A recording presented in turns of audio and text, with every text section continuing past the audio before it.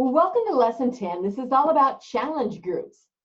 And I want you to think back to when you were in a challenge group and what it is you liked about it so that you can have those things in mind and apply them to the people in the challenge group that you're going to create. Some groups are super encouraging and supportive, and some groups are hardcore and really going to push you, or maybe you've got a little of both in your group based on what's going to help you and what's going to help the people in your group. Mine are typically informative and supportive. If I'm going to push someone, I'm more likely to do that in a personal comment below their post or in a private message to push them. Some people don't respond well to pushing. Find out what works for you and for your people and plug that in. So regarding how to put the groups together, Google and YouTube are your friend. I want you to use Google and use YouTube for the how-to on taking advantage of those apps and how you're going to connect with that. So I will connect you with the Team Beachbody video that happens to be a YouTube video. I'll share with you about how to use my Challenge Tracker app and the logistics of how to operate it. But you might get challenge track ideas or challenge group ideas from Google or from YouTube or from the Beachbody Champion page. I want you to be careful as you're watching other coaches in some of those videos.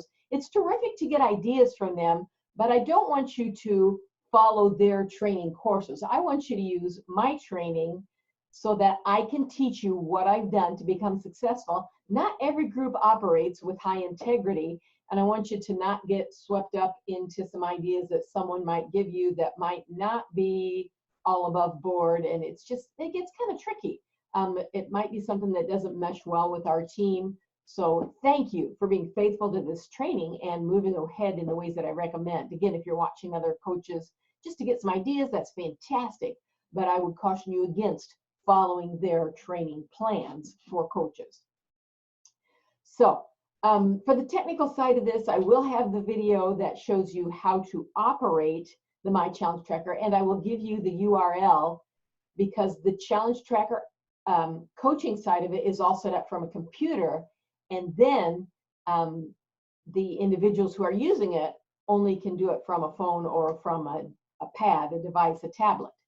So, and once I have my group set up for my computer, I do my phone or my tablet for most of my check-ins. Every single month, I choose to create a brand new group, and I do that because it gives me a fresh theme, a shift of gears, if you will. And it also gives my challengers a line in the sand to step over. We're all human. We're all going to have times when we're off track.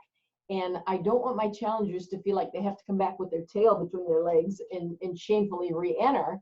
I lose many people when I operate long-term, having the same group for months on end. I used to do that. You have the option of using Facebook groups if you prefer to My Challenge Tracker app. I used to use Facebook groups, and those were a little tougher to end and restart because people would get mixed up and they would go back to the wrong one. I find that does not happen to me with My Challenge Tracker. I also find that with My Challenge Tracker, people who aren't on Facebook or don't care to do Facebook will connect with My Challenge Tracker app. So I use My Challenge Tracker app, and it provides statistics for me. It shows me how many of those challengers every day are working out, and I don't have to scroll through and try to count them. And I can look at a single, it's kind of like a little gray book for me that shows how many workouts this person has done, how many times they've had their Shakeology, and I can just go to those stats, and I don't have to try and count it up or log it myself. So I start a new group every single month to give them a line in the sand and re-invite all of the same people every single month, maybe add some new ones. But using My Challenge Tracker app gives me a connection to every single invite that I sent last month, and I can re-invite all those people again. So I might have somebody who took a couple of months off and they want to come back in. They're going to get an invite from me every single month. And that's an encouraging, hey, you want to come back? And that helps with my retention, with people wanting to stick with the program.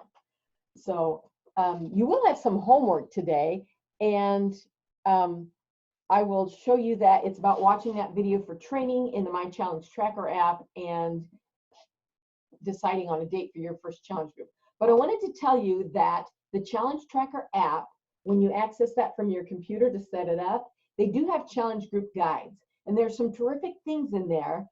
I use the multi-program guide as my basis, and I look at their ideas and then I make up my own stuff. Because I'm using the same people every single month, I don't want to use the exact same posts every single month. I might go, oh, this day is something about nutrition, this day is something about encouragement, this day is something about working out, and then I'll just come up with my own material. I will look and see what my challengers are doing, what they might need. And the thing that I have a little trouble with about the Challenge Tracker, the challenge group guides, is that the guides are based on the idea that every single person is doing this one program and they're all in sync with the same days. My groups haven't operated that way. When I did operate them that way, somebody would get a day or two behind and then they would feel like quitting. So that's just from my experience, but you can do that any way you like. Let me shift my notes here. See what else I wanted to share with you. Okay, so in order to encourage interaction in your group, I recommend using questions. So there are times when I provide information through a post, something that I think might be new to them or helpful or whatever, but ending with a question is what builds that engagement. If I'm not asking questions of them, they're probably not responding back. And so I want them to be interacting so it feels like it's alive and the exchange goes two ways. So I have done prizes before to encourage interaction, and I might say at the end of the month, I'm going to have a drawing for a prize, and if you have commented and earned points on different posts that I've done, then you get your name in a drawing for a prize. So I might go through, and one day I'll say, bonus challenge today, 10 extra squats, comment below when yours are done. And if they do, then I track those and I put those names in a hat to draw at the end of the month. And I'll have different pop-up surprises during the month. But different months I do different things. I'll have different prizes for different reasons. I've had a time where every Monday morning, put a picture of your feet on the scale. And every time you do that, your name's in the hat to draw a prize. And it might be something small, a couple of Energize packets, or maybe a Shakeology packet or something like that. That's just an optional thing that I do sometimes to help people keep engaged. I did want to share my screen with you and show you what it looks like when you go to the Challenge Tracker group and you want to see who's reporting in. Okay, so I'm going to start by going to my group here.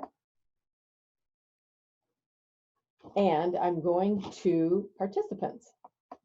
And when I look at those participants, it's going to show me who has worked out how many times. So like I see this lady has entered 20 workouts, but she's not showing those to me in the news feed. So she might prefer to keep that private, but I can see that she's still active. So I can reach out to her. Hey, how are your workouts going? And what a great job you're doing of being consistent with those. And then I see someone else who hasn't checked in at all. And I might reach out and say, were you able to connect with the app? Or how are you doing with your workout program? What can I be doing to help you? Just so I can ask, is she doing the workouts but she didn't want to use the app? Or does she need some encouragement to get going? Those kind of statistics are helpful to you in the Challenge Tracker app. So I'll go back to my groups. Anyway, you can reach out to the people directly through that app, and it will come to them either via email or via text message, which depending on which way they have theirs set up. So do a group when you're putting one together that is exciting to you, the things that fire you up, because if it's not fun for you, you're going to have trouble making it fun for your challengers. So if you want to make pop-up challenges in there, just daily bonus things, you can do that, or you don't have to. You can come up with a theme. I saw one once that was based on a movie, the You've Got Mail movie, and then they had Tom Hanks and Meg Ryan coming in there, pictures of them and saying funny things about stuff for the day. Anyway, I want you to decide what your challenge group is going to look like. When I do mine, it's usually the first Monday of the month. Sometimes it's the second Monday of the month, depending on whether Kim Bickle has a vacation or when a new program is coming out. But generally, it's pretty early in the month. It's always on a Monday. It's usually the first Monday, but sometimes it's the second. And it's based on my Success Club points and wanting to generate new people at around a certain time, I decide, and most of mine are either 4 weeks, sometimes they're 5 because months aren't exactly 28 days, okay?